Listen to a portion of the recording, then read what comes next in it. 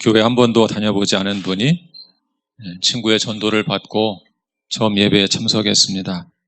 그런데 마침 그날이 오늘 우리 교회처럼 성찬식을 하는 날이었습니다. 앞쪽을 보니 작은 빵과 포도주가 있었습니다. 커다란 잔에 포도주가 가득 담긴 것을 보고 저 큰 잔에 한 잔씩 마시는가 보다라고 생각했습니다. 그런데 목사는 작은 빵을 집어서 그 포도주 잔에 찍어서 먹으라는 것입니다. 새신자는 약간 기분이 언짢았습니다. 아니, 한 사람이 한 잔씩은 줘야지 겨우 빵을 찍어 먹으라고 하다니 그런 마음이 들었습니다. 잠시 후 더 화가 나는 일이 벌어졌습니다. 갑자기 앞에서 인도하는 목사가 예수님을 믿고 세례나 침례를 받은 사람만 받을 수 있다고, 빵과 포도주를 먹을 수 있다고 하는 것입니다. 화가 머리까지 났습니다. 손님을 모셨으면 제일 먼저 손님을 대접해야지. 그 작은 빵 조각이 뭐라고 자기들끼리 먹고 말이야. 에이, 더러워서 교회 안 가. 제가 약간 각색을 한 것이지만 실제로 있었던 실화입니다. 성찬식을 할 때면 성찬의 의미를 잘 모르는 초신자들이 간혹 이렇게 오해하는 경우가 있습니다. 오늘은 성찬식이 있는 날인데요. 우리 교회는 매월 마지막 주에 성찬식을 합니다. 그래서 오늘은 성찬에 관한 말씀을 드리려고 합니다. 제가 1월 첫 주에 말씀드린 것처럼 당분간은 코이노니아라는 주제로 말씀을 전할 예정입니다. 올해 우리 교회 중점 사역의 성도의 교제이기 때문에 1, 2월에는 주로 코이노니아에 관해서 말씀을 드리려고 합니다.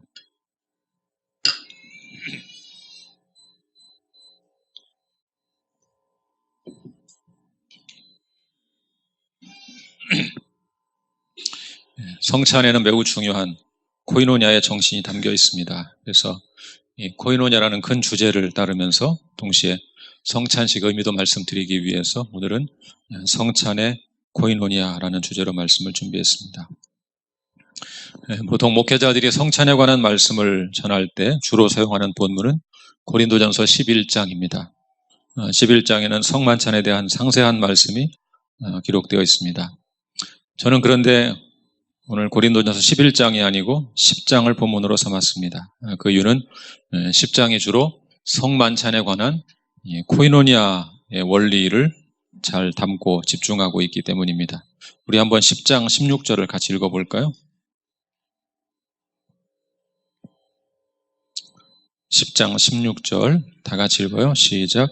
우리가 축복하는 바 축복의 차는 그리스도의 피에 참여함이 아니며 우리가 떼는 떡은 그리스도의 몸에 참여함이 아니냐. 여기 참여함이란 단어가 두 번 나오고 있죠.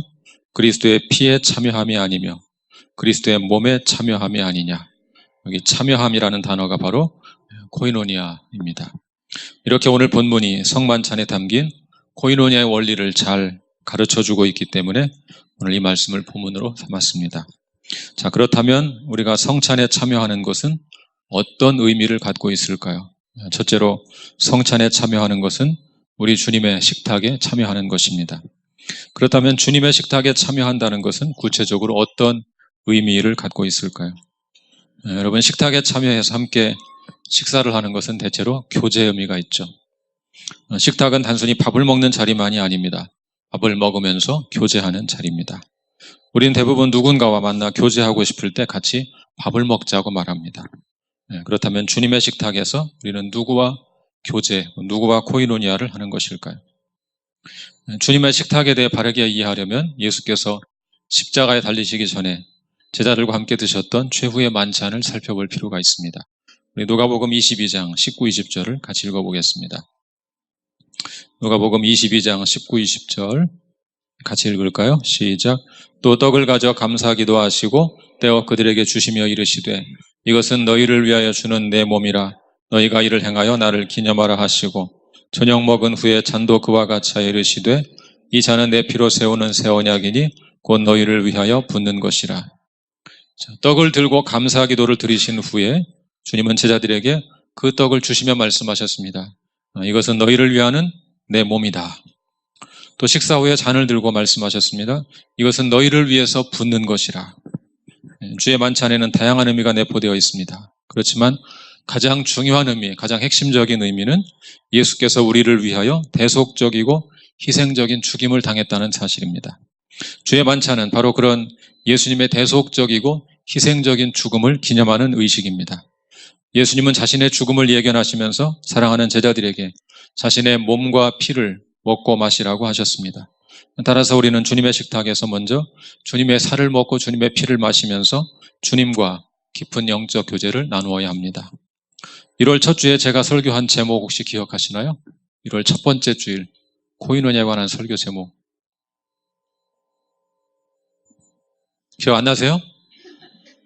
굉장히 절망스러운 생각이 드는 주님과 코인원이하라 그런 제목이었습니다. 주님과 코인원이하라. 우리가 가장 먼저 가장 우선적으로 코인원이야 할 대상은 바로 우리 주님이시죠. 주님과의 코인원이야가 없으면 신앙생활 자체가 성립되지 않습니다. 주님과 코인원이 하지 않으면서 교회에 다니는 것은 신앙생활이 아니라 하나의 사회생활에 불과하죠. 참된 신앙생활을 원하신다면 그 무엇보다 먼저 우리 주님과 코인원이야 하기에 힘써야 할 것입니다. 자, 주님과 코인원이야 하려면 예수님을 나의 구세주로 영접하고 말씀과 기도로 주님과 교제하는 삶을 살아야 합니다. 여러분이 성경은 하나님께서 우리에게 주신 말씀이죠. 그러므로 주님과 코인원이야 한다면 말씀을 묵상하고 듣기에 힘써야 할 것입니다. 또 기도는 무엇입니까? 그렇게 주신 말씀에 대한 우리의 반응입니다. 우리의 반응을 주님께, 우리의 마음을 주님께 반응으로 아뢰는 것이죠. 자, 주님을 구세주로 영접하고 그렇게 말씀과 기도로 주님과 교제하는 삶을 살아야 합니다. 주의 만찬에 참여하여 떡과 잔을 나눌 때마다 우리는 다시 한번 주님과 더 깊은 교제 가운데 들어가기를 사모하고 다짐해야 할 것입니다. 자, 그렇다면 주님의 식탁에서 우리는 그렇게 그냥 주님과만 교제하면, 주님과만 코인원이 하면 되는 것일까요? 우리 본문 16절과 17절을 다시 한번 읽어보겠습니다. 16절과 17절 시작. 우리가 축복하는 바 축복의 잔은 그리스도의 피에 참여함이 아니며 우리가 떼는 떡은 그리스도의 몸에 참여함이 아니냐. 떡이 하나요 많은 우리가 한 몸이니 이는 우리가 다 한 떡에 참여함이라. 이 말씀은 주의 만찬에 관한 말씀인데요.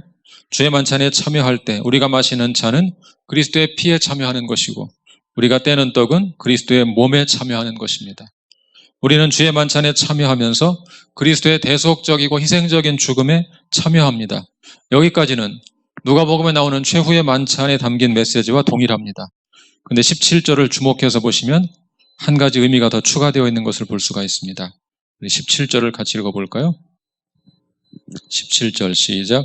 떡이 하나요 많은 우리가 한 몸이니 이는 우리가 다 한 떡에 참여함이라. 여기 보면 떡이 하나요 많은 우리가 한 몸이다. 우리가 한 몸이라는 이야기를 합니다. 바울은 이 말씀에서 교회가 그리스도의 몸이라는 교회론적 의미를 담아내고 있습니다.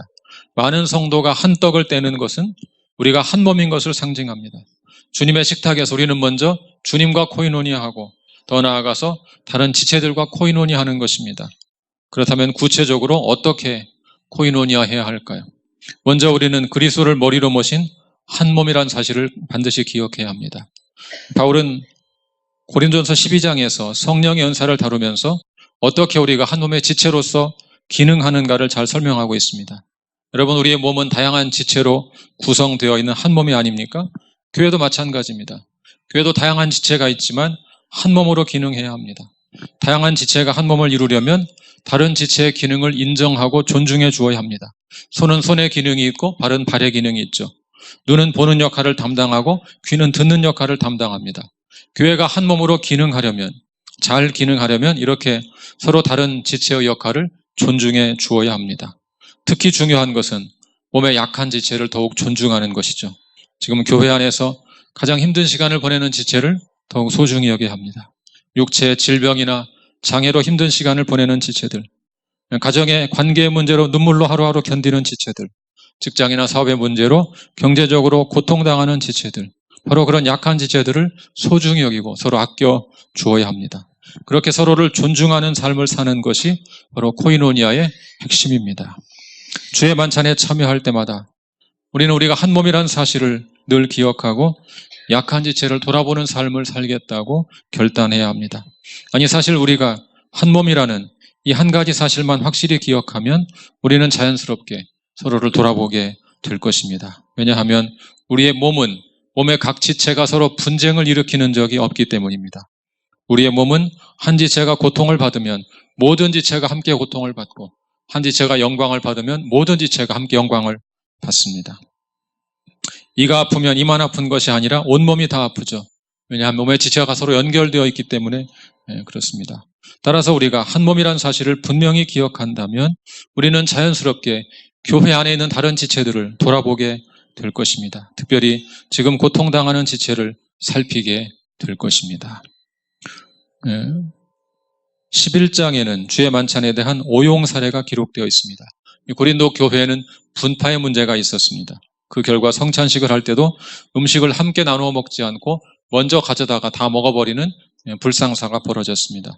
분명히 잘못된 것이죠. 왜냐하면 주의 만찬에는 우리가 한 몸이라는 신앙 고백적 의미가 담겨 있기 때문입니다. 그러므로 주의 만찬을 행하면서 누군가와 갈등을 빚었던 일이 떠오르신다면 그를 찾아가 화해하시기 바랍니다. 또한 혹시 주의 만찬을 행하면서 연약한 지체가 떠올랐다면 그를 위해서 기도하시고 그에게 사랑과 관심을 베푸시기 바랍니다. 그것이 주님의 식탁에서 나누어야 할 참된 코이노니아입니다. 자, 우리가 성찬에 참여하는 것은 어떤 의미가 있을까요? 지금까지 저는 첫 번째로 성찬에 참여하는 것은 주님의 식탁에 참여하는 것이라고 말씀을 드렸습니다. 주님의 식탁에서 우리는 주님과 교제하고 다른 지체들과 교제해야 한다고 말씀을 드렸습니다. 자, 이번에 둘째로 성찬에 참여하는 자는 귀신의 식탁에 참여하지 않겠다고 결단하고 실천해야 합니다. 우리 본문 18절부터 20절을 한번 같이 보겠습니다.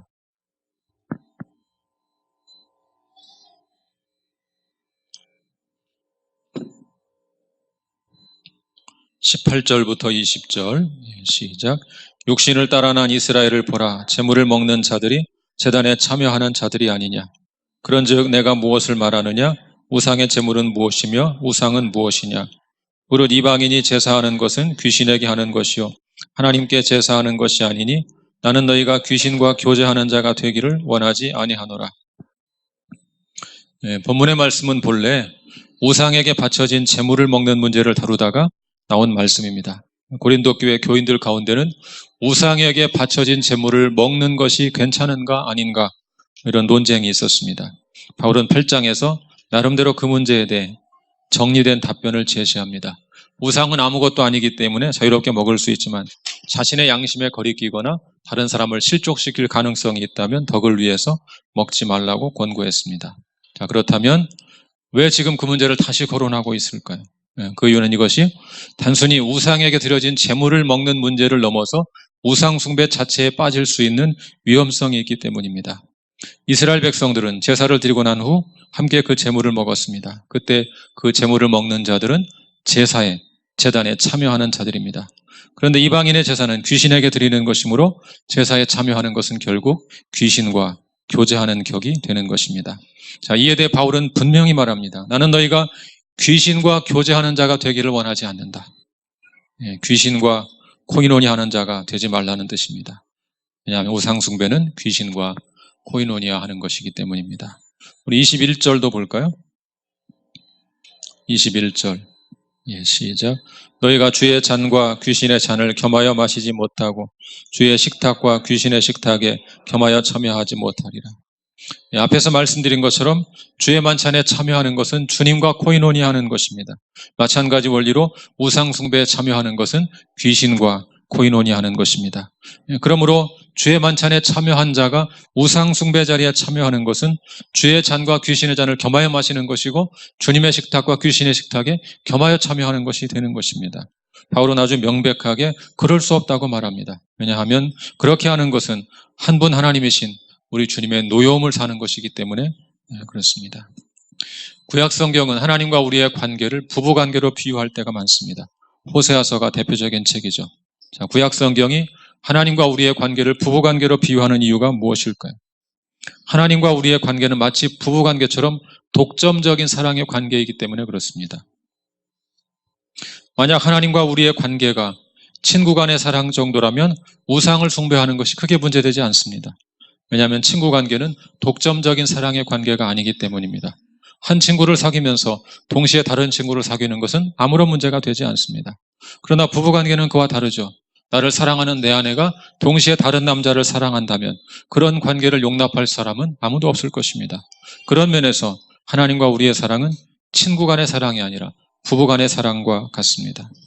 주의 만찬은 우리와 독점적인 사랑의 관계를 맺기 원하시는 우리 주님과 교제하는 것입니다. 그러므로 주의 만찬에 참여하는 자가 동시에 우상 숭배도 참여하는 것은 용납될 수 없습니다. 주의 만찬에 참여할 때 우리는 주님과 코이노니아 하는 것입니다. 우상 숭배에 참여할 때 우리는 귀신과 코이노니아 하는 것입니다. 이 둘은 절대로 함께 할 수 없습니다. 그러므로 주의 만찬에 참여할 때마다 우리는 우상 숭배를 하지 않겠다고 결단해야 합니다. 나를 위해 십자가에 살을 찢고 피를 흘리신 우리 주님, 그분 한 번만 사랑하겠다는 결단의 마음, 다짐의 마음으로 참여해야 합니다. 성경이 기록되던 시대에는 눈에 보이는 우상이 있었죠. 출애굽기 32장에는 이스라엘 백성들이 금송아지 우상을 만들어 섬기는 모습이 나옵니다. 그 시대에는 그런 식의 눈에 보이는 우상이 성행했습니다. 그러나 지금 현대인들은 눈에 보이는 우상보다는 보이지 않는 우상을 숭배합니다. 우리 시대 가장 강력한 우상이 무엇입니까? 그것은 바로 돈이죠. 자, 마태복음 6장 24절 같이 읽어보겠습니다. 마태복음 6장 24절. 같이 읽을까요? 시작. 한 사람이 두 주인을 섬기지 못할 것이니 혹이를 미워하고 저를 사랑하거나 혹이를 중히 여기고 저를 경히 여김이라. 너희가 하나님과 재물을 겸하여 섬기지 못하느니라.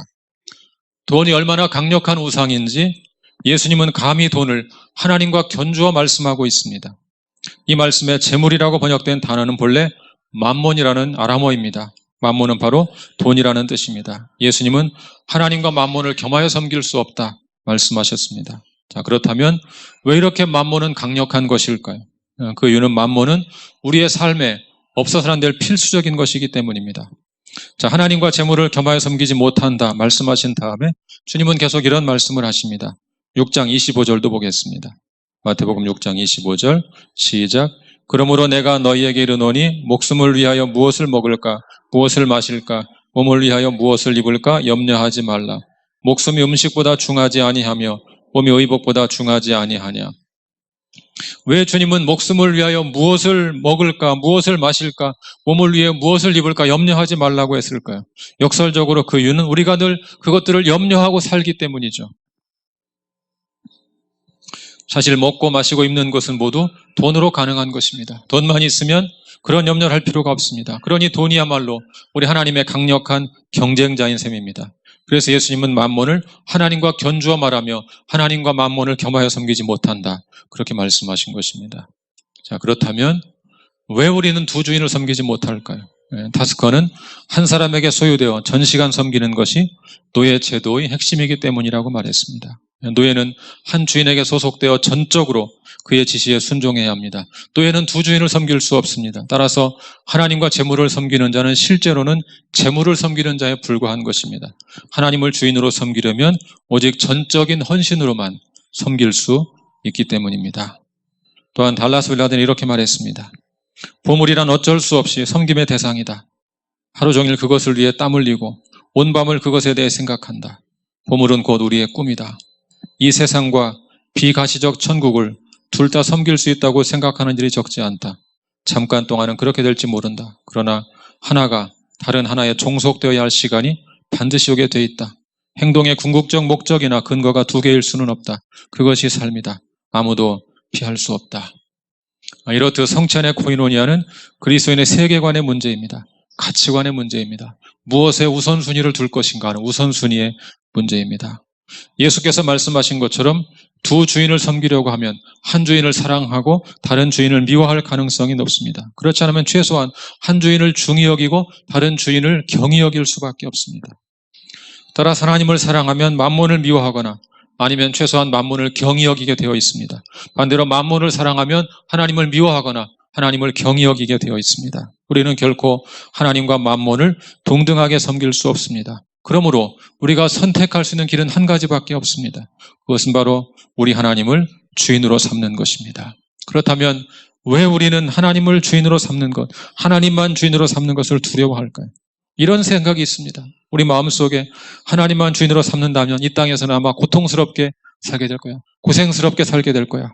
그렇게 생각하는 것이죠. 그것은 잘못된 생각입니다.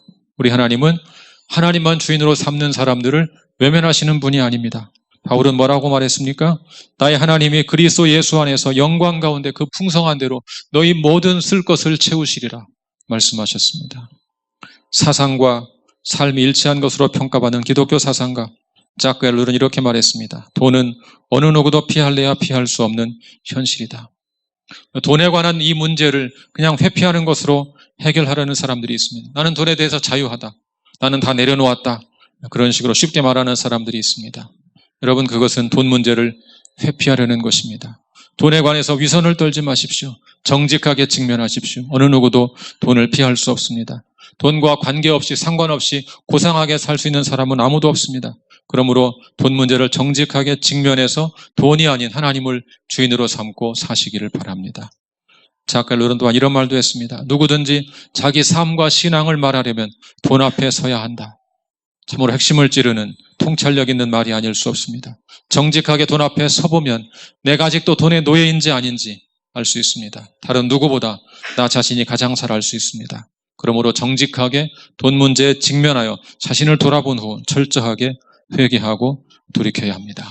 한번 여러분 자신에게 질문을 던져보십시오. 나는 참된 코이노니아를 위해 돈을 통제하며 사용하는가? 나는 참된 코이노니아를 위해서 돈을 잘 컨트롤하며 사용하고 있는가?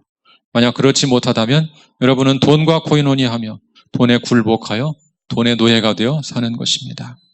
사랑하는 성도 여러분, 주의 만찬에 참여할 때마다 우리는 두 가지 결단을 해야 합니다. 먼저 이 예식의 순간만이 아니라 매일 매 순간 예수 그리스도와 깊은 코이노니아를 하며 살겠다고 결단해야 합니다. 한 걸음 더 나아가 주님이 아닌 다른 우상과는 결코 코이노니아하지 않겠다고 결단해야 합니다.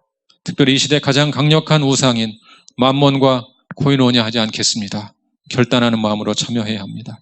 왜냐하면 맘몬과 코이노니아하면 맘몬은 우리를 결국 노예로 만들어버리기 때문입니다.